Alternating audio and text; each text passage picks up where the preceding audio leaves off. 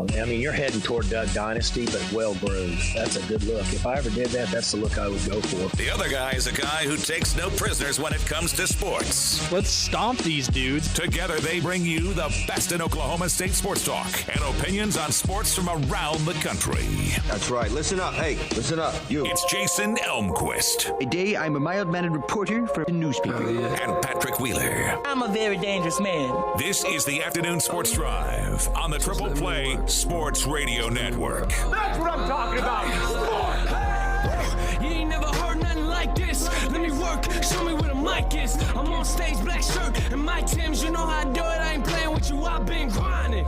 Anybody trying to sleep on me, better do something with your eyelids. I hear a lot of whining, but I don't hear a lot of rhyming. Whoa. Everybody got opinions. Let it go into my ear, then I block that. Put me on stage, I'ma rock that. Welcome into the Afternoon Sports Drive here on the Triple Play Sports Radio Network. Patrick Wheeler with you. Jason Elmquist as well. As we bring in Friday.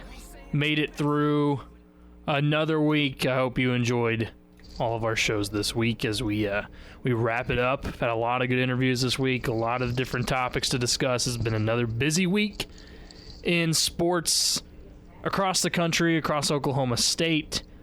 Welcome in Jason now. Jason, how's the car doing, first of all? Are you officially back in gear driving around now? Yeah. That's why I had to dip out yesterday for the second hour. I was able to go pick up my car. Actually has working AC, got the belt changed as well, so it's running smooth. There you go. That's all that matters. As long as the AC works, that's the only thing I'd really be concerned about. Like if it could still. Oh yeah, especially right now with how hot it is outside. It's insanely hot. So that's good news on Jason's part. This is interesting. This just broke a couple minutes ago. Oklahoma Attorney General Mike Hunter sent a 4-page letter to the NCAA President Mark Emmert regarding the punishments for the Oklahoma State basketball team that were handed down. 4 pages. And I really doesn't surprise me, Jason, I'm sure you either, that we talked about, well, Oklahoma State's next step, and maybe they're just getting out ahead of it too here, after the appeal process, if they don't win it, was going to be, and heck, even if they do win the appeal in terms of maybe they get the postseason back, but everything else, they still might go after this at the federal court level. Yeah, and I don't know if that's what this is positioning them in preparations for that, or is this is maybe we can get our local government to put a little squeeze on them. That way we don't have to go into a legal battle. So yeah, I'm going to be curious to see how much of an impact this maybe has. In the letter, it basically is describing. Well, he said that despite the university's full cooperation in the investigation, the NCAA did not provide sufficient explanation for such a harsh penalty, even when the governing body admits that the incident involved one corrupt associate basketball coach. So basically, what we've talked about is the reasoning behind this too. Is well, they haven't really explained why it was given such a harsh penalty for this specific crime that was committed. So you understand that. I think that this is just another step forward for Oklahoma State fighting this. That's what people want. They want to see Oklahoma State go after this with everything they have, and I think that's what they're doing. I mean, even the Attorney General getting involved, you can't say that at least Oklahoma and Oklahoma State, the university didn't give everything they had in trying to combat this, which you would hope they do with a number one recruit like Cade Cunningham. Yeah, and I think the two important aspects to this is obviously the fact that it's not necessarily the governor of the state. It's actually somebody who has legal means, with it being an attorney general. Yeah, doing exactly. It. And then the fact that he made the comment that the fact that OSU was fully supportive in this. And this also, because of the fact that you were still so harsh on them, there you run that possibility of down the road people not being willing to be open, and that's something that we've discussed as well. I think we even had we asked a couple of our guests that same question, and I think that's a reality. I think that's a serious issue that they have to keep in mind, is the fact that if they don't take it seriously, the fact that these universities have helped out, then ultimately you're going to find more people like, your UNCs and stuff like that who are going to be completely, or KU, who are going to be completely unwilling to help. I think that this disconnect has been proven so much in this case from the NCAA to teams. I mean, because it's just like you said, when teams do ultimately cooperate, like Oklahoma State did in the investigation, they still get this type of punishment. And then they get the NCAA saying, well, it actually would have been worse had you not helped out. As if there wasn't a big enough wedge already between NCAA teams and the NCAA. Well, to me, this has made it even worse. We're looking at a two-side battle here that just never seems to end, going back and forth. And that's the whole thing I'm saying here is, even when you get a school like Oklahoma State who is trying, like not many have done, but was trying to help out and make sure that had consequences going in their favor later on, it still didn't work. So they're almost like, what exactly does a school have to do in a situation like this? And I think that's why it's driven so many people that have just taken one look at this to the side of Oklahoma State that maybe had no dog in the fight. It's like the NCAA just doesn't care. Like, they are going to give you their punishment, and look, here's proof. Even if you do help out, it's not going to help you in the long run. They might say, well, it could have been worse. You could have had 2 years of postseason ban. No. This is still pretty bad, okay? And it's not just because of the team that's coming into Oklahoma State. It's nobody wants a postseason ban any time of any time in their history's program's history. So it doesn't make any sense and still on my, I know we've read it and we've gone through it over and over, but to kick them out of the postseason for something that a rogue assistant coach did, just does not comply. Yeah. Well, and the nice thing and interesting thing also with the thing from the Attorney General, he points out the fact that the NCAA actually mentions in their findings that that rogue coach actually had been doing it all the way back since his time at South Carolina. Right. So I mean, to say that OSU harbored it or allowed it to happen, it's like, okay, two universities didn't realize he was doing it. And again, that also begs the question that we've been saying is, what if this is what happens to OSU, what's going to happen to South Carolina, who let it go on for multiple years and actually didn't even fire him for anything? And people's response to that has always been, well, you have to be able to first of all know who you hire, and second, you have to keep tabs on them. But you're not going to hold their hand through everything they do. And we've seen over and over that people on staffs at universities are always going to find ways to get their own dirty deeds done in the dark. I mean, they just are. This isn't anything new. We've seen it over and over. That's why I've seen that response so many times of, like I said, well, they just didn't do a good job of hiring. Like, I don't know exactly what you're expecting them to fix in terms of hiring. Like, they did their due diligence on this guy. He wouldn't have got the job in the first place if a red flag had come up. Yeah, because here's the thing we got to keep in mind, especially the NCAA, I think, needs to keep this in mind. It took a federal sting to figure out that he was doing that. Yeah. Like, it'd be one thing if the NCAA for infractions found it and they were the ones investigating, or if OSU had found it. It took something on a federal level, a massive level of, where they're doing, because they were doing multiple stings to find out that he was corrupt. So I mean, to think that OSU, or even again going back to South Carolina, just knew, it's hard to believe when the fact that, well, I mean, it took the feds having to basically wiretap people to figure out that these guys were on the take. Yeah, it's exactly right. So that's why I don't get the whole argument of, well, they got to do a better job in the hiring process. Like, that was not it at all. This was something that went on behind the backs of everybody at multiple schools. And then when one school goes out and helps, they still receive an extremely over-the-top punishment, which, as you can see by what we've been talking about, AG Mike Hunter is going after as well, which is good news. It might ultimately help in the long run when Oklahoma State fights this with all that they have. OSU women's tennis grabs a blue-chip recruit.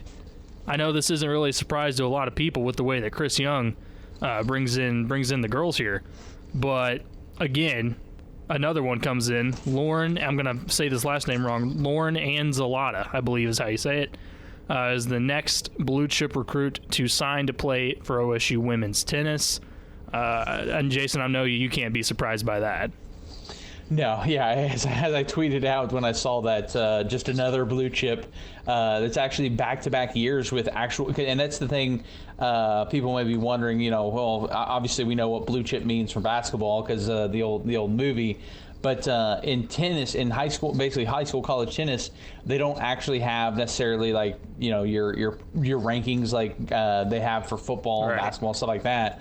But if you are basically considered a 5-star, you're called a blue chip by these websites that do some of the tennis recruiting. And this will be the second straight year in which Oklahoma State and Chris Young will have signed a blue chip recruit to join the roster. Yeah, so that'll be exciting to see when all that comes together. A great addition to Oklahoma State women's tennis. The NCAA... Well, I think we've said this, 3 times now since the coronavirus and all this, has extended their recruiting dead period again, this time through August 31st. So teams are not getting any sort of break here. I'm curious at how much was expected from some of these teams in terms of how much they expected the NCAA to kind of loosen up a little bit on this in terms of not delaying it for basically another 2 months. But I guess I'd say I'm not surprised, especially with all the news of coronavirus cases coming out of football players right now. Anyways, they've got so much more to deal with, I think, than letting people go out and recruit.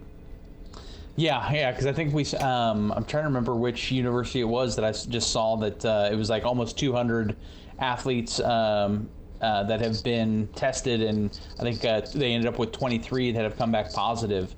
I mean, we're seeing it left and right.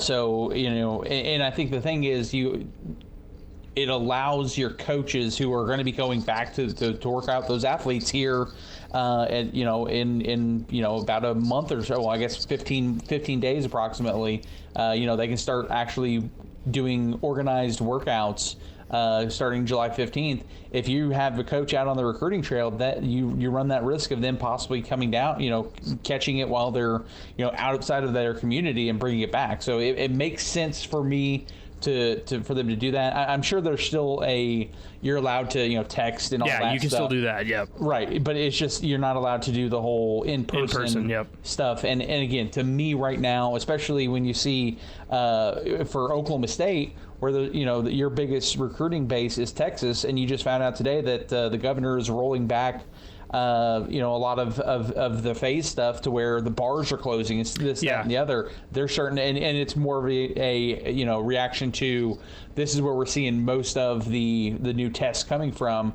But some coaches like to let off a little steam when they're out on the recruiting trail. Go to a bar, have a drink, and if I know some of these coaches probably wouldn't be too disappointed because it means they wouldn't have to just be sitting in their hotel room and not getting the opportunity to go out and blow off a little steam at the bars. Let's go to the phone line. You're on the Afternoon Sports Drive. Go ahead. Okay, this is a completely random subject, but I just wanted you guys' opinion on it. You're starting to see it in the PGA, and you're starting to see maybe a little bit of separation in the PGA. And I wonder if it's going to get to the point where, for the most part, if you're a college coach, that if you're the golf coach, if you're going to have to start looking at the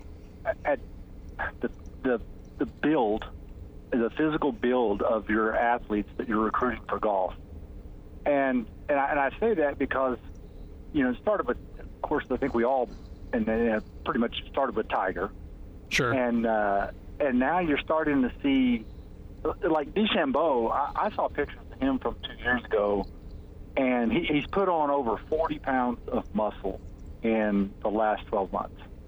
And some of that was due to the fact that they couldn't play golf for a while, and he admitted that he was just working out, lifting weights, and I guess eating protein or something.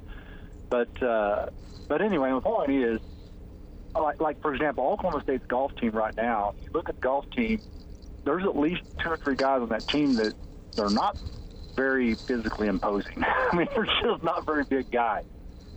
And of course, I know Ricky Fowler's not a very big guy, and even Matthew Wolf. Matthew Wolf's not real tall, but he's pretty muscular. But I just wanted your opinion. Are you going to have to start really paying attention to, hey, do I not just have a guy that has a good short game, but is he big and strong and can just bully his way around the course? I would say not necessarily. I mean, because you can still get guys that aren't ripping out of their shirts that can still drive the heck out of the ball. But I think that also, like, when you look at somebody like, for instance, you brought up DeChambeau. Well, also Brooks Koepka kind of did the same thing. I mean, when he kind of burst onto the scene, well, the dude's ripped, and so it's like all of a sudden we got to have golf players that apparently are in the weight room all the time, which. Right, I mean, golf is the sport that you think of, well, probably guys don't spend a ton of time in the weight room, really, and they, I guess, really wouldn't need to if you think about it, if they have that natural ability.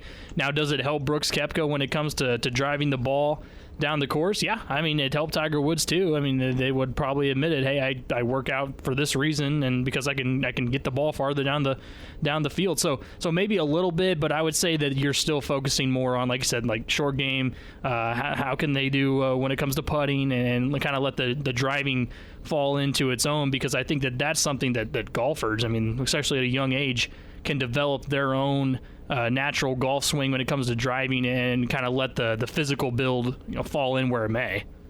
Yeah, I don't think Alan Bratton's necessarily going out there and measuring, okay, you have to be this high and this tall and this weight and stuff like that, because in my mind, Dustin Johnson's a perfect example, because you look at him and you're saying this dude should have won 5 or 6 majors by now. And you don't realize that it takes more than just your physical build and stuff like that. It takes finesse around the course. And I think that's one thing that Alan Bratton's done really well at Oklahoma State, is finding guys who have a great all-around game. And obviously some of them have gone on to already show that how good they are with that at the pro level. Yeah, I was just wondering because, it seems like it's the top of the leaderboard. Now, at OSU, the national championship team, we all saw on the films that were made about them that, I mean, they were constantly in the weight room and stuff. And I mean, that's fine. I mean, I think that everybody needs to get themselves in the best shape they can be, no matter what their sport is. Yeah. And certainly it doesn't hurt you. I'm sure it helps in golf too. But I don't know. I mean, I'm starting to wonder, because you look at the leaderboards, you got Koepka and DeChambeau and even sometimes Tiger, and you're just like, man, all these guys are ripped. And okay, I don't know. Yeah, and now you got Will Gordon's leading the Travelers right now. Go look up a picture of Will Gordon, and they'll kind of be like, oh well, maybe not. That dude's about as skinny and wiry as they come. So it can go either way. I think that but seriously, like if I were someone in the PGA and in their position, I would probably try to do my best Brooks Koepka impersonation and build as much muscle as I can, because if you can, that's the thing. If you can add muscle, and ultimately, like, physics will tell you that's going to help you drive the ball a little bit better and be able to enhance your finesse game just because you're a professional golfer, I mean, that might be the nice little even mix we all need in that situation. And I will say, going back to the comment about them working out in the weight room and whatnot, and those documentaries, Jonathan Moore, obviously a former golfer of his own, he's making sure that it's a lot of those workouts are hitting specific points that will improve their game. Kind of like I don't know if you follow, I believe it's track wrestling. During this pandemic has actually been tweeting out videos from Oklahoma State's Gary Calcagno of some of the workouts that he does specifically to help with certain aspects for wrestlers, and that you're going to get that the same with golf as well. They're not necessarily getting jacked. They're improving the muscles that are specific to their golf swing and stuff like that. Yeah, I noticed in that video that a lot of the exercises were to strengthen, and you could tell it was strengthening, but it was also stretching the back and shoulder muscles at the same time.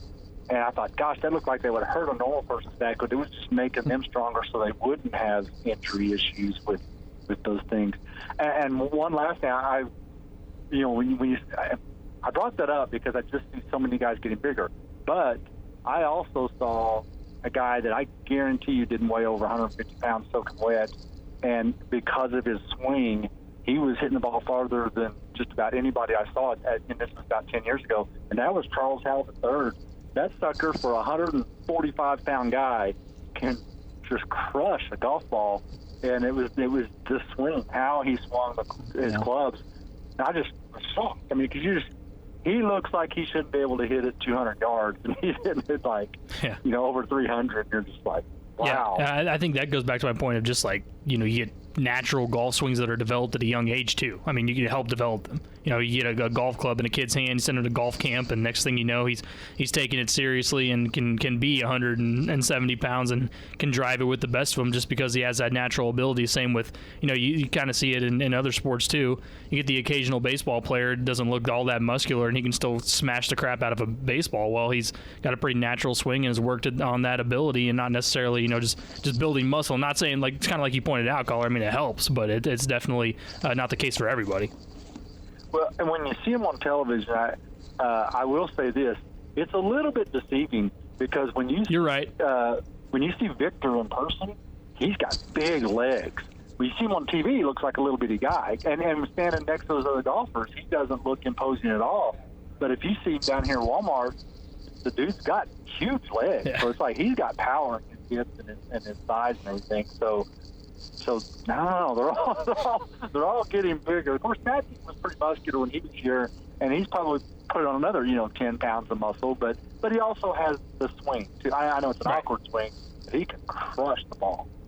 Yeah, it can go. A healthy mixture, I think, is going to produce your ultimately in today's day and age your best golfers. All right, well, thank you guys. Yeah, thanks.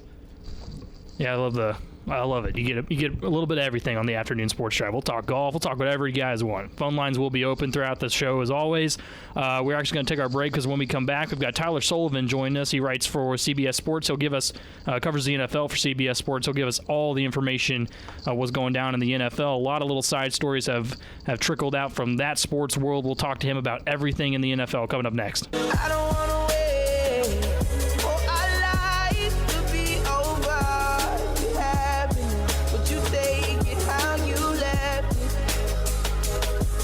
Welcome back to the Afternoon Sports Drive, Triple Play Sports Radio Network, 1020 AM, 1580 AM, 105.1 FM, and 93.1 FM. Triple Play Sports Radio app. Tons of ways to listen in, as you can hear us wherever you may be. Joining us now is Tyler Sullivan. He writes for CBS Sports, covers everything NFL. Tyler, as I told you there before I got you on, the NFL is one of those sports, it might be the only sport where you can have basically no offseason when it comes to covering it.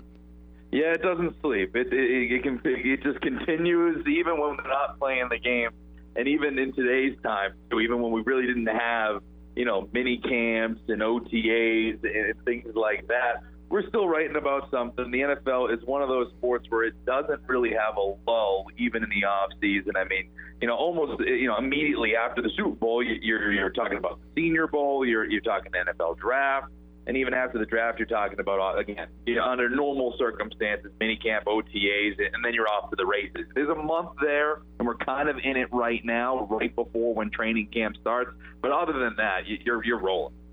Yeah, absolutely, and that's kind of been the case with the whole offseason this year too. I don't know about you. I mean, I thought the offseason, in light of everything that's going on in the world, went off pretty well. I mean, when you think about the draft and the schedule announcement and all of that. First of all, what did you think about the draft going down kind of in that virtual state? Well, I think the league's been lucky, just by the sheer time of when this pandemic unfortunately kind of descended upon all of us in terms of the calendar. I mean, if we're talking MLB, NBA, NHL, any of the four major sports in North America here, I mean, the football has really just kind of gotten out, great here because it really hasn't been impacted. And you talk about the NFL draft, I thought it was great. Again, I thought, I don't know if we're going to do this, every single year. I don't know if that's going to be the case. I do think, it's a big money-making opportunity for wherever it lands, and it's great for those individual economies. But I did see, I did like it, kind of seeing a more human side to the NFL, especially in the front offices. You saw Mike Vrabel in Tennessee with his kids in the background. You saw a bunch of families being involved. So to me, I thought it was a best of a bad situation in the grand scheme of things, and it did give a little bit more of a human element to it, which I thought was nice. Yeah, it really did. I agree with that. I mean, it made people realize, oh my gosh, GMs and head coaches also have lives outside of football. It's pretty crazy. And the other thing too, I think with the NFL draft, going virtual, and this is something that it's behind the scenes, but I do think you're going to see a lot of these teams realize that maybe they don't have to be at the office 100% of the time during normal pre-draft processes. They can spend a little bit more time doing stuff virtually, just as we're finding with everybody. Maybe you can do a few things that you didn't do before online and all of that, so maybe it'll make their lives a little bit easier going forward. Yeah, no, that's a great point. I mean, I think I've heard of companies that have talked about rumblings of, well, we've realized that we don't even need to travel as much as we do, or things like that. We can do a lot of stuff on the internet. It's kind of the same way with the NFL. Speaking of the draft, with everything that went on, I think it's pretty safe to say that Jordan Love was probably the biggest story. When you saw that initial pick by the Packers, what did you think of that?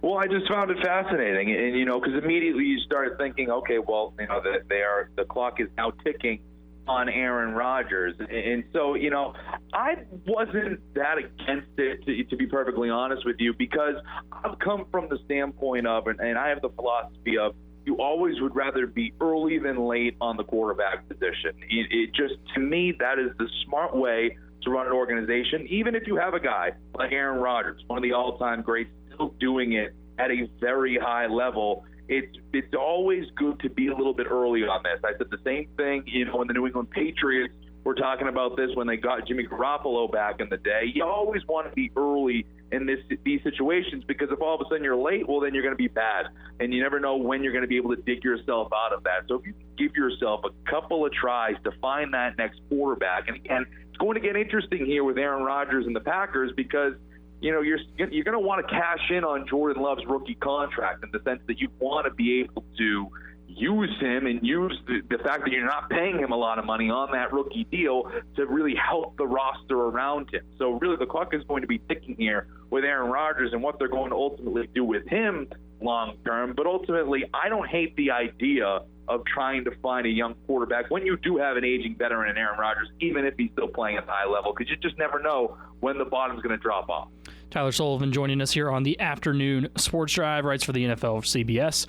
Well, with Aaron Rodgers, is it going to be, in your mind, Aaron Rodgers taking this super personal and just going out and lighting things up this year and saying, look, I still got it?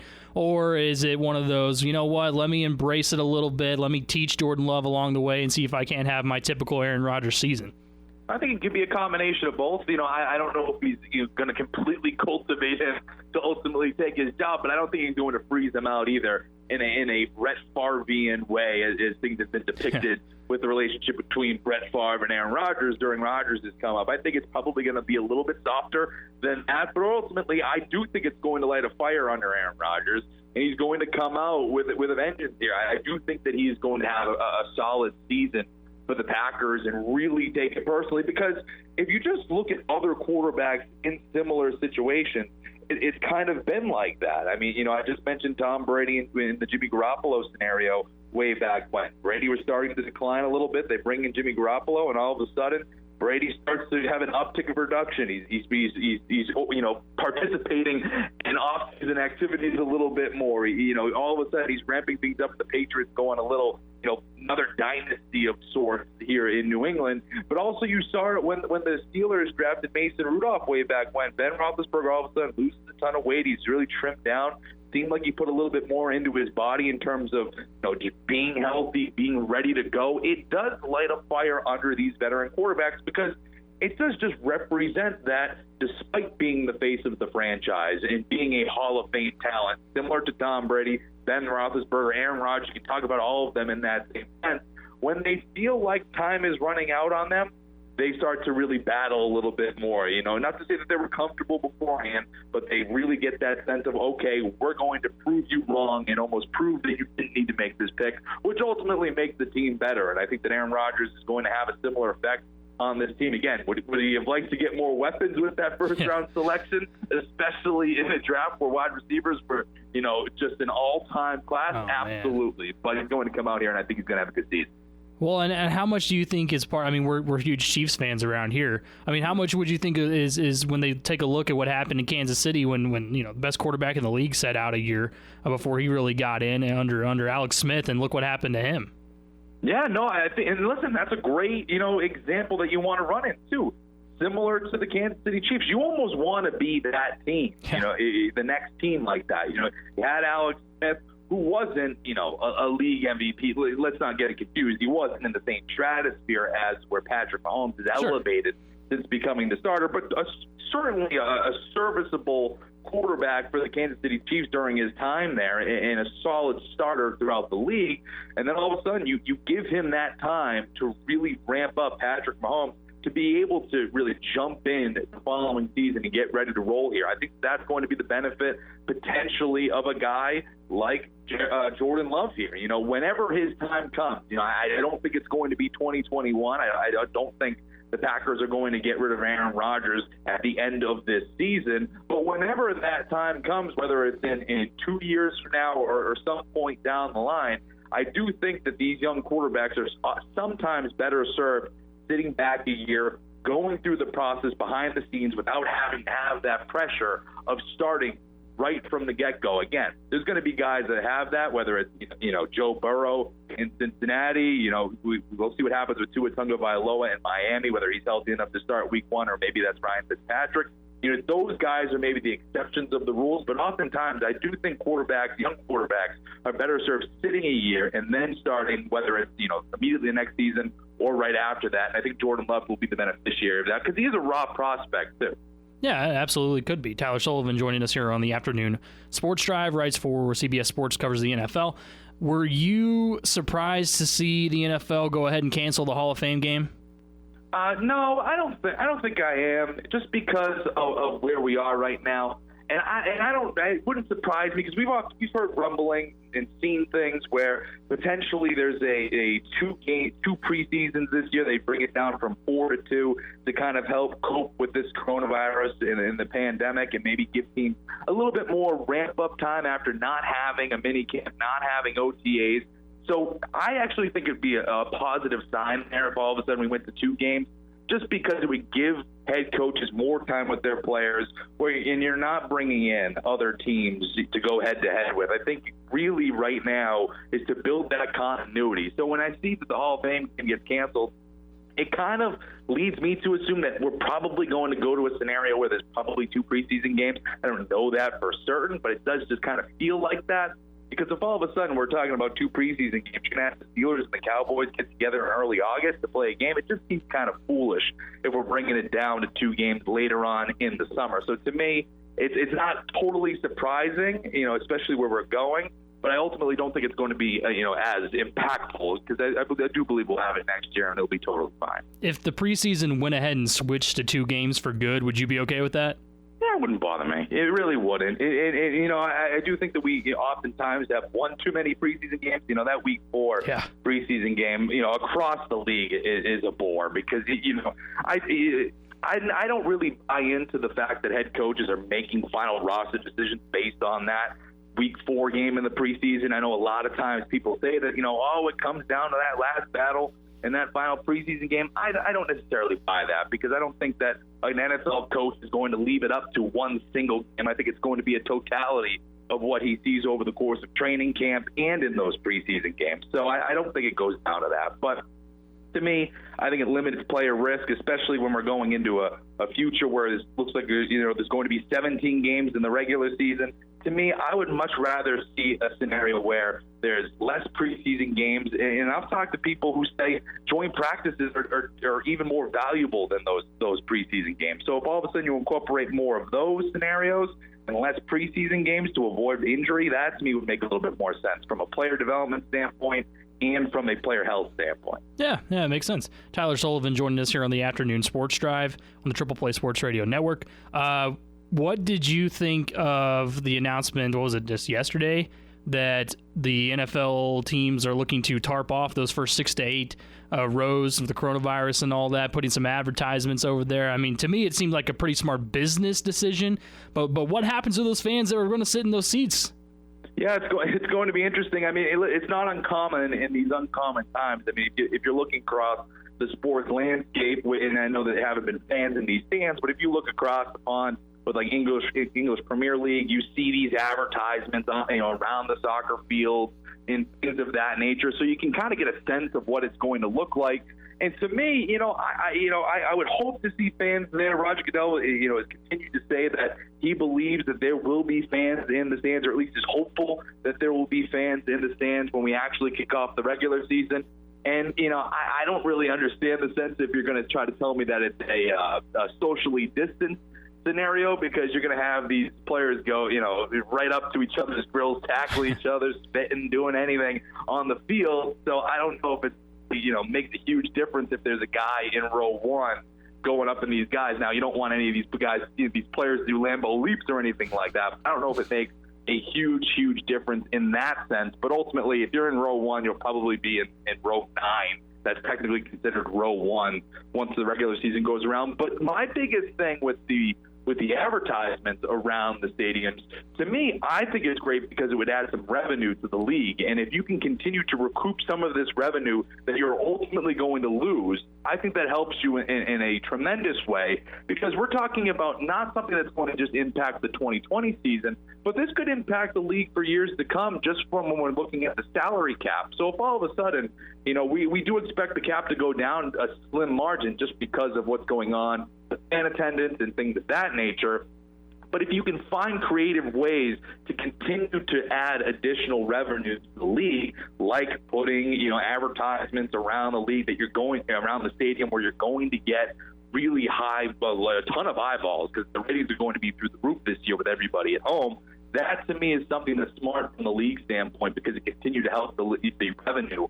So all of a sudden the cap maybe doesn't, free fall from under them. They can, recoup some of it. Again, it's not going to be, the end-all, be-all in terms of how the cap is going to shake out. But I do think it's a smart move on the league's front to really kind of help themselves continue to make money in different ways that they haven't been able to do before. Yeah, it's fairly creative in a way, so it does make sense for them to try that this year. What did you think of Dr. Anthony Fauci's comments about, he thinks that if NFL Now is going to happen, it needs to take place in a bubble, sort of like the NBA is planning on doing? Yeah, it's concerning because, he's a smarter guy than me. I can fully admit, I will fully admit to that. So, his recommendation clearly, has a lot of weight to it. But I just don't know if the NFL is going to end up doing that. It doesn't feel like that's the way that things are trending with them. If anything, it's going to be, a scenario where there's no fans in the stands, and they're just going to keep it completely isolated from the outside world, if you will. Now, it's very hard to do, but I just don't see a scenario where the NFL incorporates a bubble system. Now, I do think that there's going to be, other things in place to help teams if, and more than anything, it seems like when a player during the season comes down with the coronavirus, it feels like an inevitability at this point. I've heard things of, expanding practice squads to 16 players, to have people that are more in-house ready to go if multiple guys go down. I think you're going to be looking at it from that standpoint, where they're going to just have so many options available or contingency plans to really help these teams out when and if and when they have positive tests go into their 53-man roster. So to me, that's what it seems like it's going down. To me, I don't see the league right now looking into a bubble scenario, just because you're talking about, just from the roster alone, if the regular 53-man roster alone, 53 men, not even including the coaching staff, the practice squad, as I mentioned, you can't get all of those teams in one specific area, or even if you did AFC and NFC to some degree, it would be extremely difficult to find the actual space for them to do that. So I just think they're going to be careful, and they're going to do a ton of testing. I mean, we've seen the NFLPA suggest that it could be 3 times a week, and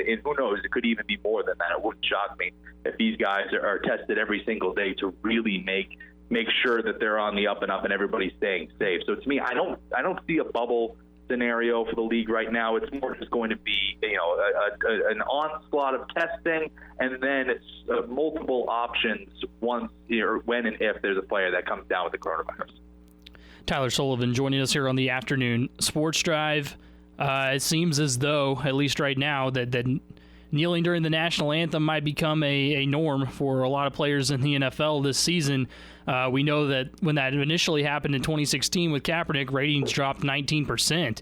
Do you see that type of drop happening again, or are people just going to be ready for football to be back and kind of ignore that?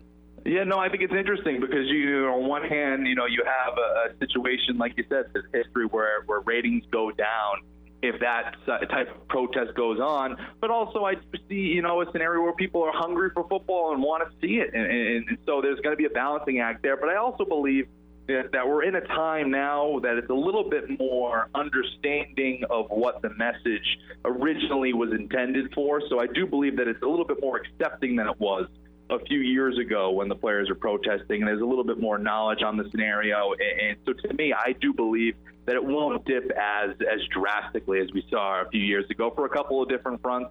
People are a little bit more accepting and aware of why players are doing it, and also people are starved for football. They're stuck in their homes. They want to watch these games. So it's a combination of both of those things. I don't expect the ratings to dip that much. In your opinion, does Colin Kaepernick make a team? I've wrestled with it, and Pro Football Talk had a report today that said, as much as teams are saying that Colin Kaepernick deserves a job and should be employed in the NFL, that he still hasn't heard from any of these teams yet directly that they are interested in him. That's what Pro Football Talk, NBC Sports, is reporting. Mm-hmm. And so to me, I just wonder if at all going to see one of these teams come in. And again, it's a rare time in the world right now because it's not as easy to bring players in and sign them to deals and really go under the hood and see what they're working with in terms of on the field talent. So there's that kind of going in his way. But the fact that, a guy like Cam Newton, who's a former league MVP, took a team to a Super Bowl, and by all accounts, by all the videos that he's been posting, seems pretty healthy. He can't find a job right now. I have a really hard time figuring out where Colin Kaepernick will fit in the NFL if a guy like Cam Newton can't even get a job. I would look to see Cam Newton, that first domino to fall, and then we can start talking about where Colin Kaepernick may lie. Yeah, I absolutely agree with that. Final thing here, and I'm not trying to pitch you up against any of your fellow CBS sports writers, but on Speak for Yourself today, they brought up the CBS top 10 NFL quarterbacks according to CBS, and Patrick Mahomes number 1. I think of what people had issue with was Dak Prescott at number 5, and then they left Aaron Rodgers off the list. They had Matthew Stafford at number 7, Wentz at 8, Brady at 9, Roethlisberger at 10. Is there anything right there that speaks to you like, oh, that shouldn't be there, or maybe they missed one? Yeah, that was my colleague Sean. He's a good guy. I think he has been on the Aaron Rodgers is in full-blown decline narrative for a while now, so it doesn't necessarily surprise me. But I respect the list, and it is what it is. I think obviously the first three, it's pretty, you can't really argue with anything. Patrick Mahomes, Lamar Jackson, Russell Wilson. I think Russell Wilson's even underrated to that point. I would make an argument that he could even be number 2 easily going up against a guy like Lamar Jackson, even though he just won the MVP. I just think that's how good and a complete of a player Russell Wilson is.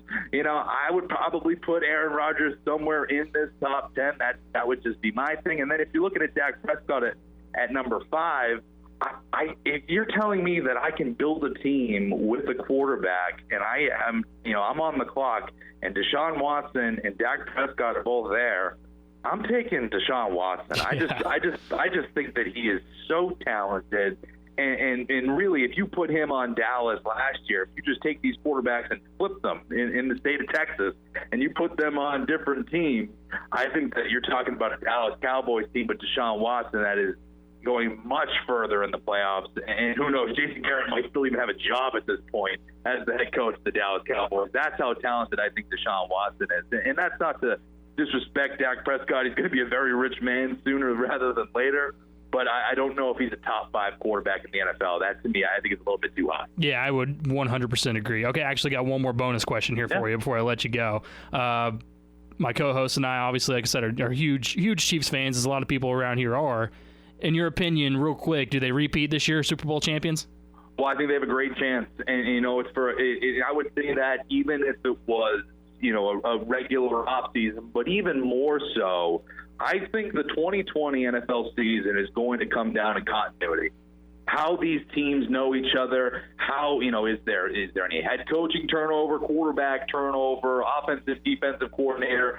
The Chiefs have been absolutely lucky in the sense that they have a lot of key pieces still intact. And to me, I think that is going to be tremendous benefit. Because, you look across the league, this was an offseason where there was a lot of turnover. Tom Brady's now in Tampa Bay. Phillip Rivers is in Indianapolis. And you would think that these guys would be ready to go under normal circumstances, but they haven't really spent a ton of time. I know Tom Brady's working with a ton of his players down in Tampa Bay in informal workouts, but, these guys haven't had those, off-season reps that teams normally have to help that process, that transition process, go without a hitch. And so to me, you're going to see a lot of these teams, whether it's first, year quarterbacks or first-year head coaches or even offensive defensive coordinators. To me, you're going to see a lot of these teams, I think, kind of shake off a lot of rust and learn each other throughout the first month of the season, which could hurt them. But for a team like Kansas City, who's fresh off a Super Bowl, they have all the pieces still in place from that championship squad for the most part, and I just see them being a wagon this season. I do, and so to me, it wouldn't shock me at all if they become the first team since the 03-04 Patriots to repeat as champions. It wouldn't surprise me one bit. Yeah, I like that answer. I think that is correct. That's Tyler. I'm sure you do. Yeah, that's Tyler Sullivan. Follow him on Twitter at Tyler Sully. He's a must follow when it comes to NFL news. Tyler, thanks so much for coming on with us. No problem. Anytime. All right, Tyler Sullivan, CBS sports writer. I'm sure he is just like us when it comes to we need to have football, bottom line. And I think a lot of us are kind of in that same boat.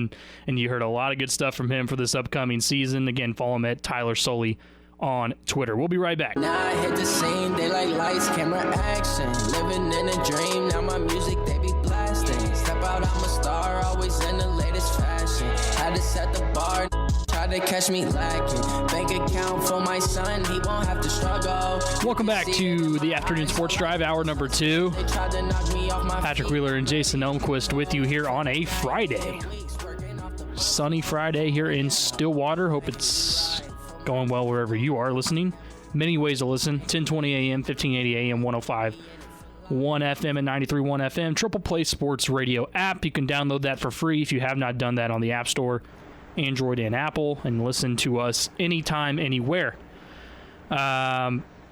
This is yesterday we brought in the Bubba Wallace topic again simply because the picture finally surfaced of the noose rope on Twitter and everything else, and that was when Tom was in, so we discussed it.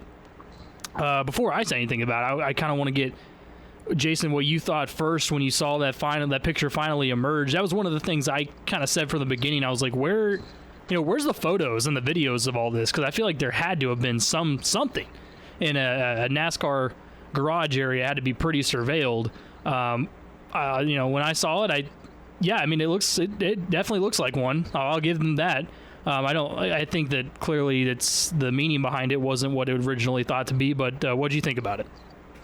Yeah, and to your point of where's the evidence and stuff like that, I'm assuming they were waiting for the FBI's investigation to be concluded before they sent that out, because obviously they finally did that. But when I see it,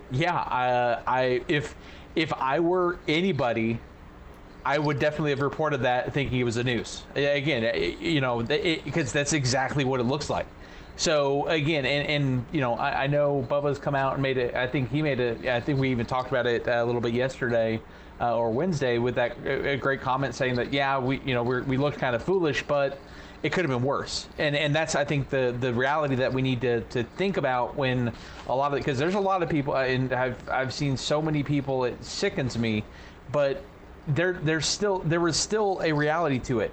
that was a noose. It just wasn't known until after the investigation that it was, likely just created there, I guess back in October by somebody there. But at the time, when you, especially right now, because you got to keep in mind, you're coming off a week or two of Bubba's name being all over the place because of of his support of the NASCAR getting rid of the Confederate flag. The first time where you were going to have actual fans, not military personnel, in the area. Again, there wasn't going to be access for the people, but the time, it was a very heightened sense of awareness, and I get it. I get why it was brought up, because it looks like a noose.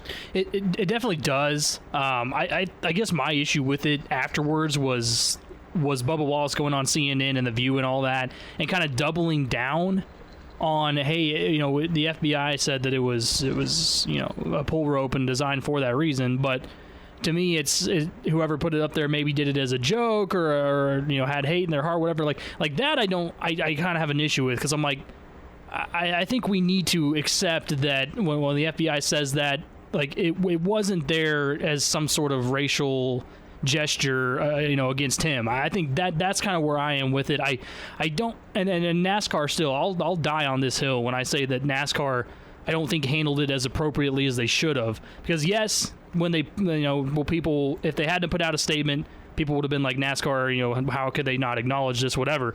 But I think they just did it the wrong way. I didn't like that they, just necessarily bought into it immediately, because now, that's what I told Tom yesterday, when you do that, and then something like this occasionally will happen where it actually isn't what it seems, now, to me, and NASCAR's got egg on its face. And it's kind of the same thing with anybody like you talked about, ESPN, that ran the story and covered it like crazy for 2 days. Well, what do they say on the next day? Like, they have to go out there and be like, well, sorry, we covered it this way. It really wasn't what it turned out to be. That's kind of the issue I have with it right now. And again, I understand,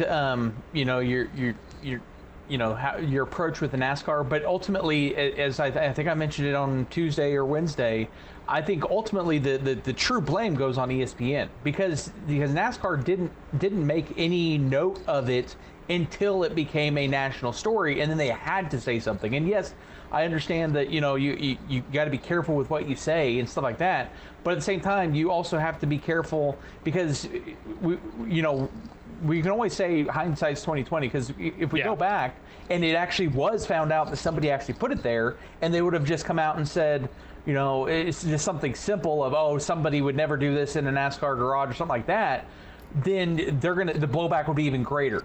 So I think it was, all things considered, because of the ESPN it being leaked there, they had to make a stand, and because anything less would have been more damaging than just simply coming out, and because they said we were still investigating it, and we'll have further comment when it's completed. And that should have been the end of it, because and that right there is exactly what they should have said. We're also in a time, especially here in Stillwater, we know for certain that all you should say is not all that is said. So I mean, it's, right? No, I agree. I mean, that's the thing, because that's if they wouldn't have had said something like they did, I think there would have been a bigger blowback from those, because again, and I think Bubba Wallace put it perfectly, is, if anything, while it's embarrassing the sport, even he said it, it's embarrassing us that it came to this, but it seems like it was good in a sense, and I think it was Emmanuel Acho that I saw on a segment this morning, that it almost was a good thing for the sport, because you truly saw how galvanized the sport is now.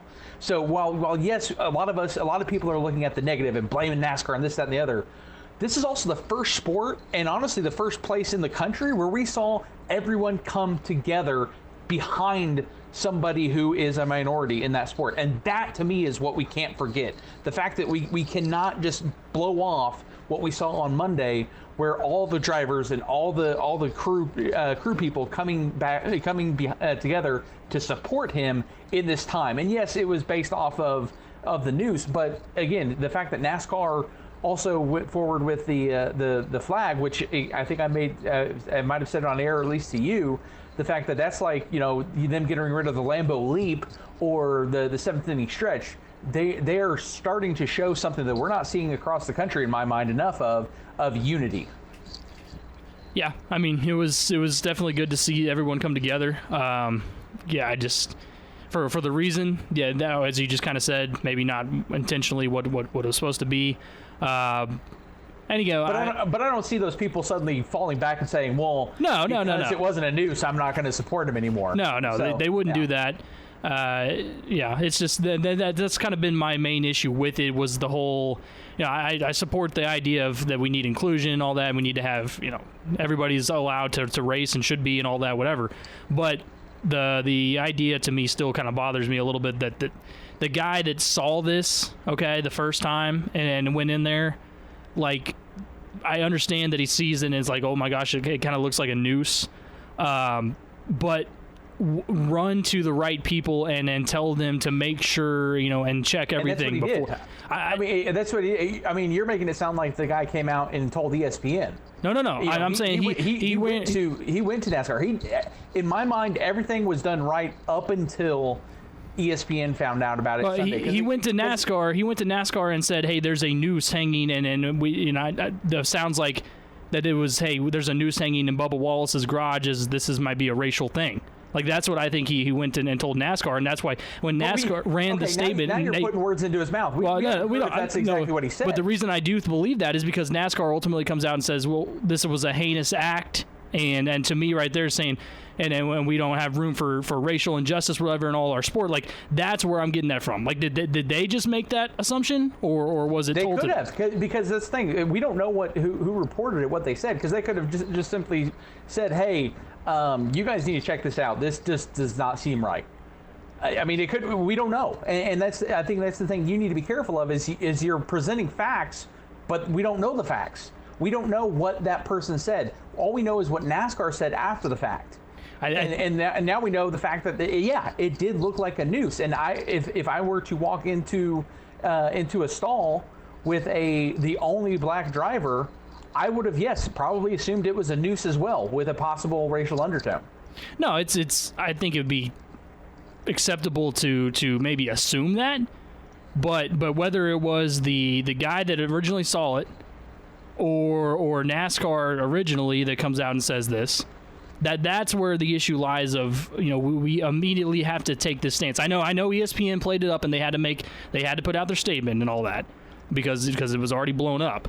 But again, you kind of said it exactly how they should have put it, was we're investigating, and even the president comes out yesterday and says we should have put in our statement the word alleged. Yeah, that definitely should have been done too. We as an organization, talking about NASCAR there, and everyone can take a lesson, a page out from this, is when something like this, if it occurs again, we don't jump to any sort of conclusion before we get facts coming out, which, by the way, they ultimately did. It just took a little longer than people thought. Yeah, and again, but that's also just how we work in society. I mean, we see it with everything, not just this situation, not just with race. We see it with everything. We see people jumping conclusions all the time. So to villainize NASCAR and Bubba Wallace and the person who reported this, I think is kind of inappropriate, because we see it all the time. Yes, again, things could have been done differently, but I didn't see people, defending, more people were willing to defend Mike Gundy for everything that people have been willing to defend stuff that happened that, again, looks like a noose. I'm not saying that, I'm not trying to villainize NASCAR or anything like that, but I am saying that, and like you said, it happens a lot in society, sure, but that shouldn't be the case for anyone. I mean, I know that it's human nature at times to jump to conclusions based off emotion, but we need more people and big organizations like NASCAR to lead the way in taking a step back and waiting to report on things. And this goes for media, this goes for sports media. To wait until facts are presented before reporting something that could ultimately blow back as untrue. But I agree.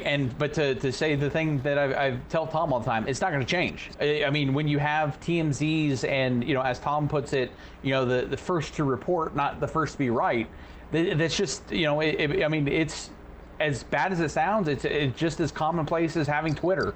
I mean, it's not going to change. As sadly as it is to say that, I don't think it's ever going to change for the better. Yeah, and that's unfortunate because for everyone, especially in our profession here. So yeah, it's an interesting story. Hopefully everything can kind of get back to normal with NASCAR and everything from here on out. We will take our break. When we come back, I mentioned we'll actually talk about something that a couple of colleges are doing now in terms of regarding the coronavirus. And then later we'll get into the list that was released by Colin Cowherd, by the way, who has since revised that list in a joking fashion to a different title. We'll talk about all that next on the Afternoon Sports Track.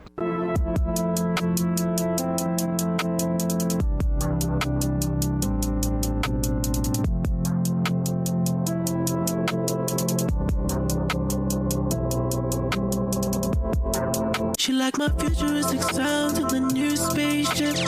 Futuristic if a Philip cake. She never need a man, she what a man need. So I keep on falling for her daily. We was at Coachella going crazy. Stack a couple M's like I was the shady. Afternoon Sports Drive here on the Triple Play Sports Radio Network. Patrick Wheeler and Jason Elmquist with you. Newest developments from Clemson University says that cloth face coverings are now required in all school buildings, including housing and dining facilities. The school has purchased 70,000 reusable face coverings, and each student, faculty, and staff member will receive 2 on their return to campus. You do not have to wear them when you're alone or when you're not in close contact with another person, such as walking alone outside. I don't know, Jason. I mean, I get why they need the precaution, but just from a standpoint of, are you going to be able to make sure 18 to 22-year-old kids consistently wear these when they're supposed to? That might be a little tough. You remember what you said that they need to put on tickets and whatnot to get people in the stands saying, we're not responsible? Yep. That's what this is. This is we gave you the opportunity. We gave you something. You had no excuse not to wear it, so it's on you. Yeah. That's what I think this is. This is a perfect play of, hey, you know what? You can't, blame us because we gave you face protection. You just chose not to wear it, so that's on you. I think this is 100% a legal preparations to make sure that they can avoid getting in any trouble. Yeah, it definitely could be. And speaking of, since you brought up that idea that I've had for a long time now, even to this day where we are with everything progressing, is there still any other better way than just putting out a disclaimer at every university than when you let people back in the stands? I don't know. I'm to quote Mike Boynton, I'm not a lawyer and I don't pretend to be. So I don't know if that would actually cover them or not. It does on other things. That's why I wonder if it's the same. Right. But let's just put it this way: a errant foul ball or an errant baseball bat is not necessarily is something involved in the sport and doesn't happen often. This is a pandemic where other people who actually aren't associated with the universities could be what expose you. So yeah, I honestly don't know what steps they can take. And at the same time, though, both things can kill you, right? Right. I mean, a foul ball out of the hitting out of the stands can kill you. Yeah, but there have also been more people dying from this virus than from. Oh well, I would be very very alarmed if we had 100,000 deaths from foul balls. Yeah, because I'm trying to remember. It's been like 5 or 6 years now. When a man fell. It was down at the Texas Rangers game. Yeah, it was. Fell. Going for a home run ball. Fell out. Died. I don't remember if they were able to sue or not, and if they succeeded in doing so. But I mean, you would assume, hey, that's on him because you should know. Don't lean over railing. I honestly can't remember off the top of my head what that ended up being. I remember. I think either. The family attempted to sue, I believe. but I don't know if it was successful. But it's one of those things that they say, hey, you assume the risk. That is an extremely rare thing that would happen at any game, but it did, and that guy ultimately died from it. So, but and again, and I've said it before, you never know though with the society and the way things are worded and whatnot when it comes to legal stuff, because again, there was. You go back, I guess it's been 10, 15 years ago now, where someone successfully sued McDonald's because she spilled a hot coffee in her lap and won because it didn't say on the cup, danger hot coffee.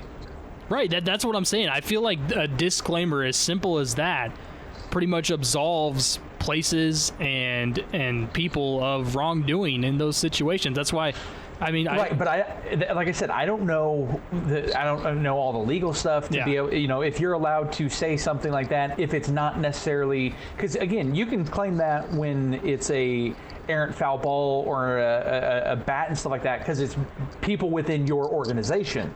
If it's somebody, if it's a fellow fan, can you necessarily say that? Because I don't know. I don't know enough law to know what they can actually get away with. We need a lawyer. If there's any lawyers that listen to our show, call in and tell us. 533-1051, 533-1020 phone lines are open. I think that too, you would have to say, like, say that you go to a football game and you test positive for the coronavirus the next week or something like that, or a couple days afterwards. But then that's the thing, is how do you prove you got it there? Or how do you prove you got it from a person and not, a surface or something like that, or that was there and that was, somehow caused. I don't know. There's so many little things like that where it's like maybe, just maybe, and a whole disclaimer would cover it. But I haven't heard a ton of discussion about that, which makes me think maybe there's a little bit more to it. But I don't know, because like right now, we're hearing all the reports that a lot of the spike, not just here in Oklahoma or here in Stillwater, but across the country, is from people going out to bars. Are the bars technically, do they, is there a legal precedent to where people could sue the bars and stuff like that? Because you got to keep, and the reason I ask, and I know it sounds stupid, but keep in mind, technically, if somebody gets pulled over for a DUI or whatever, or kills somebody because they were drunk driving, if they were at a bar, that bar actually can be sued for allowing that patron to leave of their own accord while having been intoxicated. Yeah, I think there just needs to be disclaimers everywhere you go. Walk in a bar and they say, hey, we're not responsible for what you do after when you leave the premises.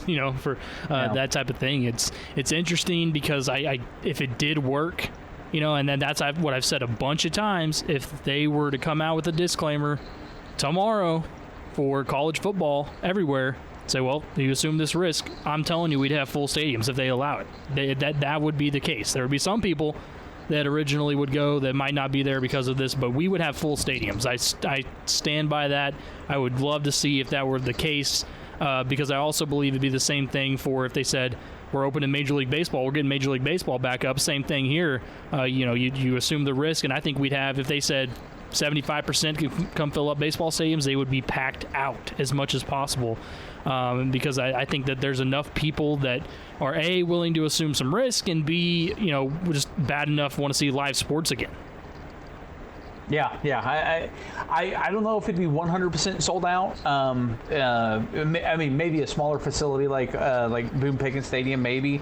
But because you got to keep in mind is right now a lot of your season ticket holders are of that older age group that are susceptible. So are they actually going to be willing to sacrifice their possible well-being to go to the games? I don't know. I think that's going to be a case by case. Yeah, I believe you're right on that. When I was talking to Tyler Sullivan joined us earlier, CBS sports writer for the NFL. I told him asked him about the whole the situation with the tarp over the seats and everything like that. He said his best guess would be, for instance, that people in row 1 would be moved to row 9 and so on. In some stadiums, and that made me question, well, what happens to the people that ultimately get pushed out of the stadium then if they're able to do that? So that was his best guess. So you might find a way. Right. I mean, it makes sense because, like I said, I mean, the most money spent for tickets are the people down low. Right. Do you want to alienate them where you can say, well, we'll push everyone back a row, as many rows as we can, and then the back 8 rows up at the top that people were only paying, maybe $100 for, you're fine with letting those tickets loose instead of the people who paid, thousands of dollars in the front few rows. I think it makes sense. Again, and I think I've said this before. Honestly, it's a lose-lose situation because either way, you're gonna upset somebody. Oh yeah, no doubt. I mean, well, are you going to be okay with row 9 instead of row 2, or actually it'd be what, row 10? Row 10. Yeah. I don't know. I paid for row 2. Yeah, bet there better be some type of compensation for not being in row 2 because I would not be getting what I paid for and what was advertised for me. So my assumption would be some type of recourse for those fans. But again, who knows? There might have been some asterisk that I didn't read that said, because due to the pandemic, anything could happen. You could lose your seats, you could lose this, that, and the other. So who knows? Something tells me that's probably in there somewhere. Because I mean, would you really be surprised if Arrowhead said, well, sorry, this is technically row 2 now. For instance, since it just passed and you got to pay for row 2 even though it's row 10. I mean, no, I wouldn't think I would be really surprised about that. He also did say, in his opinion, he believes the Chiefs are a very fine candidate to repeat as Super Bowl champions. That shocks me. Really? I've yet to see somebody willing to go on that far of a limb. I forced him to answer. I threw it out there, and I said, look, myself and my co-host are huge Chiefs fans, as are a lot of people around here, and I want to know your honest answer. Do the Chiefs have a chance to repeat? And he said there's absolutely no reason why they couldn't. I mean, you kind of brought up everything that we've talked about a ton, is the weapons returning and Andy Reid and all that, and then just having everything kind of fall into place there in a unique situation. But he was pretty much on with I definitely think it could happen. Yeah. Aside from maybe a Colin Cowherd, I think most people will stick with that pretty easy knowledge that, hey, how about you go with the team that just won it, has the best player in all the NFL on their team at the most important position, and, oh, by the way, they returned 20 of 22 offensive and defensive starters.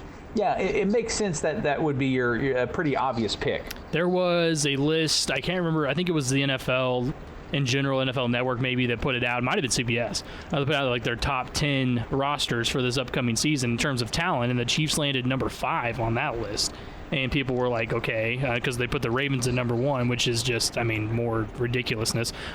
This right here was from Colin Cowherd earlier, and he just got ripped, as he deserved. But the whole point of it was for people to click on it and be like, oh my gosh, what are you talking about? And he got plenty of response. He is the TMZ of radio. He jumped on set and said his original post was Colin's top 5 arm talents in the NFL. 1, Russell Wilson. 2, Tom Brady. 3, Drew Brees. 4, Kyler Murray. And 5, Jared Goff. No Patrick Mahomes in the top 5. Not only that, but Kyler Murray and Jared Goff sitting at 4 and 5. I'm like, so obviously the first one was like, dude, obviously that's completely incorrect with no Mahomes on the list. And then he goes on to say his graphic department corrected their earlier mistake. No biggie, except the entire world only hates me. Changed the graphic to Colin's top 5 quarterbacks who throw most catchable balls. Is that the right list? No, what? Yeah, that's what he changed it to. No, it still doesn't. Again, I've seen Jared Goff. He's not accurate. That's like saying Josh Allen's accurate. Yeah. Sorry, Bishop. It's not true. Yeah, it's not. And still, like that list, like quarterbacks who throw the most catchable balls. Like, are you serious? Like Mahomes, his throws are crazy sometimes, but they're still catchable every single time. I mean, I'm pretty sure Pro Football Focus has also done, like catchable ball stuff, and Mahomes is usually at the top of that list, I thought. Well, anybody's list would have him at the top. I mean, even in that category, it doesn't make sense. Now, Russell Wilson, I can go for that. I mean, throws a pretty accurate catchable ball. Tom Brady number 2. I don't know. I think it's probably pushing a little bit. I think Drew Brees would probably be number 2. He's pretty dang accurate.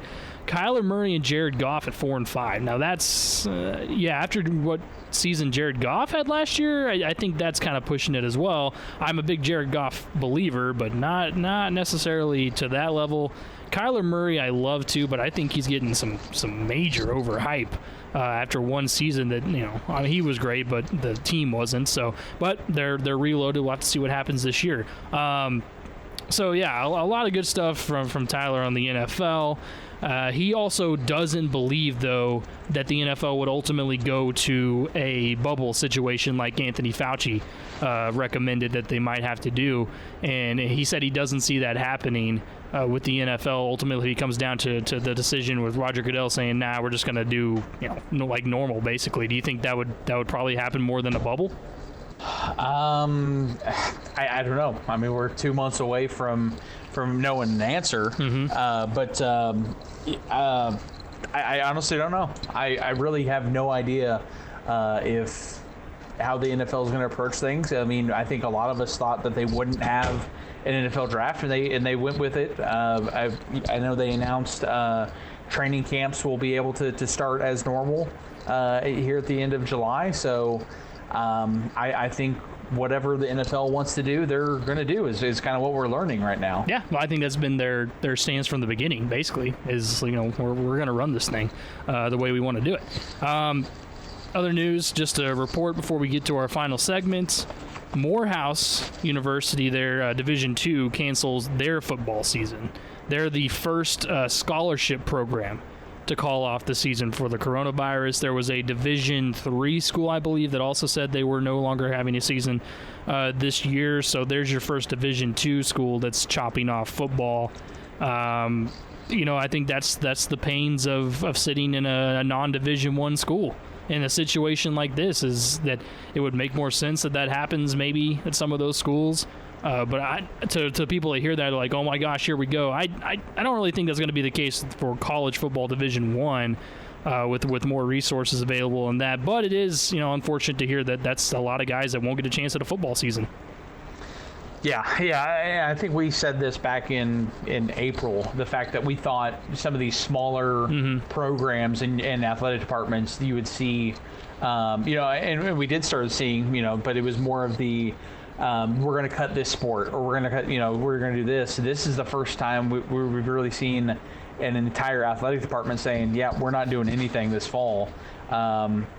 It makes me leery because while, the Power 5 conferences have more money to work with, and obviously they have TV revenue that they're hopefully getting, but at the first sign of, hey, either we're going to have to delay the season, or we're going to have to, they're suddenly in the middle of the season, we're going to have to stop it, or teams are going to have to miss games and stuff like that. Then that's really going to get me worried, because that money, that cushion that you've had, it's going to start dwindling pretty darn fast. Yeah, it really is. And also, the NBA has officially signed off on terms to restart their season. So that will begin at the end of July in Orlando. And also the schedule is supposed to be announced tonight for anyone that's a fan of the NBA and waiting for them to restart. That will come out this evening as they get closer to restarting their season, despite having some players come out and say that they will not be playing. Willie Cauley-Stein was one of them. Avery Bradley, for instance, saying that they're not going to play. We haven't really brought that up much. The thing is, with like Avery Bradley talking about, I don't want to play during the coronavirus, bring it back to my kids or whatever, all that stuff. I'm like, that's kind of the thing, is that I'm kind of like, dude, these guys have, I think, better protection in a bubble with the NBA really than anywhere else. Like, I admit that it's not the ideal situation, especially right now, but I mean, going in there and constantly being tested and having precautions put in place. We haven't even talked about the little armbands they're going to have that basically tell them when if their heart rate goes crazy and can alert them to symptoms of the coronavirus. These dudes are going to be watched like science experiments in a way here. I don't think that I buy any of the arguments of, well, we feel unsafe in this situation. What do you think about that? I mean, I just don't think it's a logistical argument. Oh, I've also heard an NBA player believe that the Earth is flat, so I could definitely see them being leery of science. Yeah, that is a good point. And one of them was one of those guys who said, speaking of with Kyrie Irving, originally had said that apparently had texted a bunch of NBA players and said, "Why don't we start our own league?" Like, dude, like that might be one of the dumbest things I've ever heard in my life. And honestly, too, when you think about it, isn't like all of these little side stories like this that come out of the NBA, do you think one of the reasons why so many people just stopped watching? It's like we got to see some of these most ridiculous things that are said by athletes, and they typically come out of the NBA. And it's just like people are just like done. It bothers them enough to the point where they just don't watch games anymore. I think it has to do with a lot of the ratings drop. I think, honestly, a lot of the ratings drop has to do with, okay, keep this in mind. Baseball players play twice as many games, and very rarely do you hear, unless it for injury, a guy taking a day off for, because he just needs a breather. Where in an NBA, you hear it all the time. I mean, the fact of the matter is, whether you're going there live or going to, sit down and want to watch it for several hours, there's no guarantee if all of the stars, because that's the thing. If people wanted to watch basketball, they would watch it. They want to watch good basketball. They want to watch LeBron James. They want to watch Kyrie Irving. They want to watch those people. And when you never know if they're actually going to play or not, I'm not going to devote time to that. Yeah, and it was also an issue when they were consistently not announcing load management days for guys until the day of or the day before, when there were also big games on TV. We had ESPN that was getting ready, or TNT ready to air this big game, expecting a giant television audience. And then the day of or the day before, you hear, oh, well, Kawhi Leonard's actually taking a day off for load management. Nobody's going to watch. So that all of that mixed in, there's a lot of things that have led to NBA's ratings dropping. Maybe with no sports being on for a long time, that a lot of people watch initially. But we got to remember, we are geared up for one of the most, if not the most, sports-filled summers of all time, hopefully, with NBA returning, Major League Baseball, NFL down the line, college football, and the NHL. Yeah, I mean, and to all that point of load management, you and I know exactly how good, but also how much of a wear and tear that Yadier Molina takes as catcher. Oh, man. I just looked it up. Over his career, outside of his rookie season, he's every single year he's played in at least 100 games. Yeah. If you look at it, he ultimately averages probably playing around 120, 130 games a season.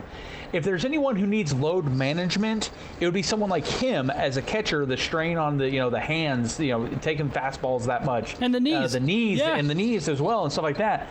Like he's still going out there and playing 100. Again, last year at age 36, he played in 113 games, and LeBron can't even play in a full season. Yeah. I think that at this point, Yadier Molina is defying some sort of science logic, because with his age and how many innings he's caught in a Major League Baseball, okay, with 9-inning games that are sometimes 4 hours long in the heat of the summer. And he has been consistent also for the most part offensively too. It's like that right there. Yeah, it's a great point. And NBA players have to take days off because they're too tired. Like, come on. Let's be honest here. Try playing 3 days in a row. Yeah. Then go on the road and play 3 days in a row again. Yeah, and catching of all things. Yeah. I mean, one of the hardest things to do in sports. So it's definitely a lot of reasons why the NBA doesn't have as much of a following as they used to. When we come back to wrap up the show, Malcom Jenkins had some interesting comments. We'll dive into those and also maybe try to get into a little bit of Major League Baseball, since it does start back up technically on June 1st. Players will be reporting to home field facilities there. We have some word that there might be some inter-squad, tons of inter-squad games, obviously, but maybe some games being able to be played against other teams in the preseason as well. We'll try to get to all of that to wrap it up here on the Afternoon Sports Drive.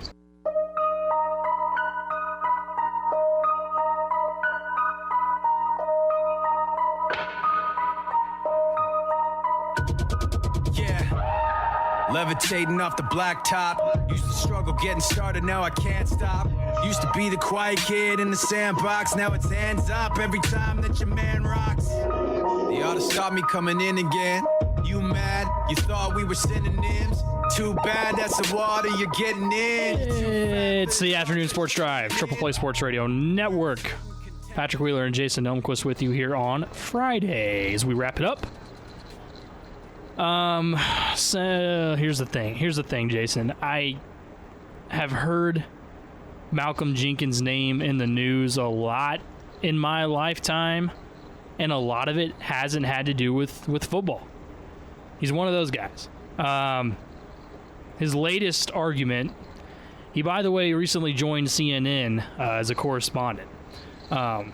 Still plays in the NFL as well, so he's kind of doing both. But his latest argument was the NFL to him is not an essential business, and that he doesn't believe the league can come back until the risk is eliminated. Or at least he personally also thinks that he can't come back until the risk is eliminated. I don't know how else to break it to him other than that it's going to be there no matter what. Like, there's not a vaccine. There's not going to be one anytime soon. He's talking about the coronavirus here. And, I mean, it's not going to be a risk-free environment. It never is anyways. But it's not going to be with the coronavirus as well.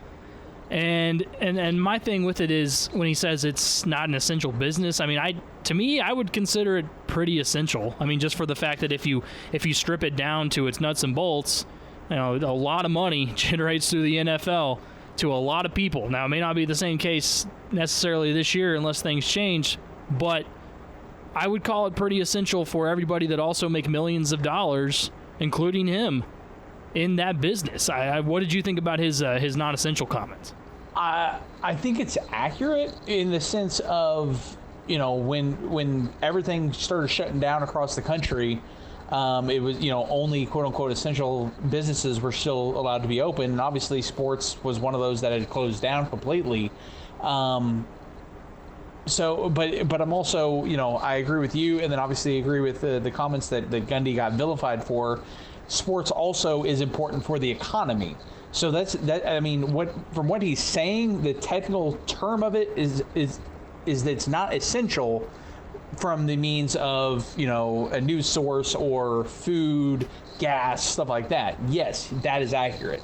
But I see what you're saying is it is essential because we're going to find ourselves in even dire straits if stuff like NFL or other things that aren't considered essential jobs but are essential to the economy do not start back up. Yeah, and you know, I take the comments that the PGA Tour commissioner said, the president there, that other people have said this too, but saying basically, you know, we got to learn to live with this thing. It's not going away. And we have to learn to co-adapt with the coronavirus, and it's possible to have sports while this is going on.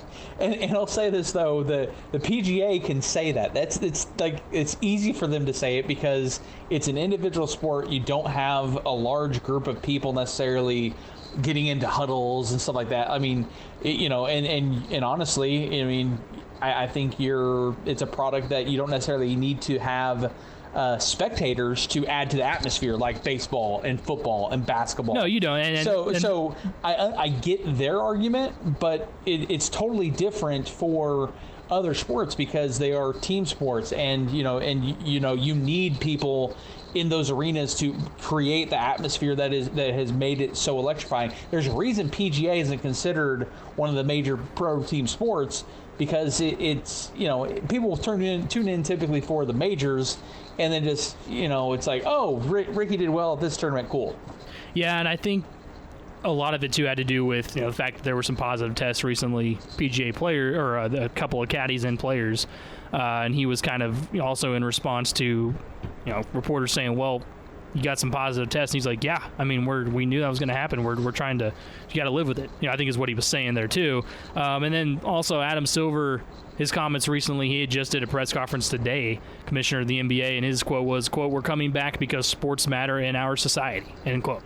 I think that's may seem kind of a simple quote, but it's pretty heavy. I mean, it's true. They do matter in society. And that's the thing with the NFL. we got to remember how much is really generated to not just players and even fans, but communities. Where these places are and everything else. And again, that's what I've said. I agree with that aspect. But if everything's starting to shut back down, because that's the thing. Like right now in Texas, they're shutting down bars, they're shutting down these other places. So by that same logic, shouldn't they then, prevent the possibility of there being sports, because you're going to have even more people drinking beer on top of each other. So that's the tough thing, is if you're going to say that certain places still need to be closed, how can you then say simply because of the economy? And again, that's where the backlash came from with Gundy's comments is, if things aren't opening up completely, how can we move forward with sports? Yes, I get it's important to the economy, but if everything's not reopened, how can you make the argument that sports needs to at least? Well, I think you could make the argument about no fans, for sure. And then that's why my people have said that they would not be surprised there weren't any fans. Right. And I would also say, I've said before, I expect some sort of fans at the NFL games this year, but would I be surprised if they said no fans? No. But at the same time, if you're in the NFL and you say, well, at least we know for sure that our players and staff, for instance, are consistently getting tested. We have the ability to, I guess, in a sense, kind of keep them safe from it. We just can't guarantee anything else from anybody in the outside areas. So if people are even not allowed to go into bars or anything like that, maybe when the NFL season runs around, at least the NFL can kind of take that argument stance from it. Well, at least we can still have a season, but when it comes to fans, do they try to make a stand and say, we're the NFL, we don't care, we're still going to have it, or are they going to be like, well, depending on our city and our region, everything's shut down, we have to make sure no fans come in here too. Yeah. Well, and hopefully, and again, NFL has the means, and fortunately, they have the time to prepare for stuff like this. Yeah. That, all these things, the worries that you're hearing from NBA and MLB players, hopefully NFL's learning from. And, when people are saying, well, I don't want to be away from my family, so, quarantined away from them, then maybe you say, hey, we're gonna buy out this resort, and again, not that Kansas City has a resort, but some large location for players and families to kind of, that's where they're going to be. But at the same time, is that fair to the kids and to the mothers and stuff like that?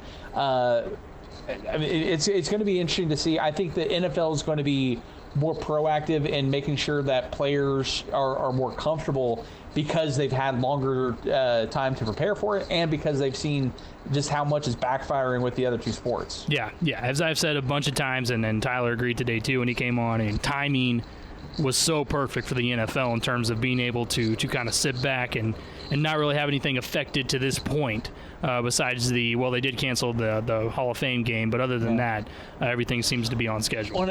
And I think what could help also is the fact that you only have one game a week, where with the NBA and Major League Baseball, when you're playing 7 days a week, it's kind of tough to trying to figure out the quarantining and stuff like that. Yeah, for sure. That's going to do it for us here on the Afternoon Sports Drive. That's Jason Elmquist. I'm Patrick Wheeler. Big thank you to Tyler Sullivan coming on the show earlier in the first hour. If you missed it, we'll have his interview up pretty quick. CBS Sports NFL writer gave us a ton of good information. That's going to do it here for us. We will be back Monday with you. That's Jason Elmquist. I'm Patrick Wheeler. This has been the Afternoon Sports Drive on the Triple Play Sports Radio Network.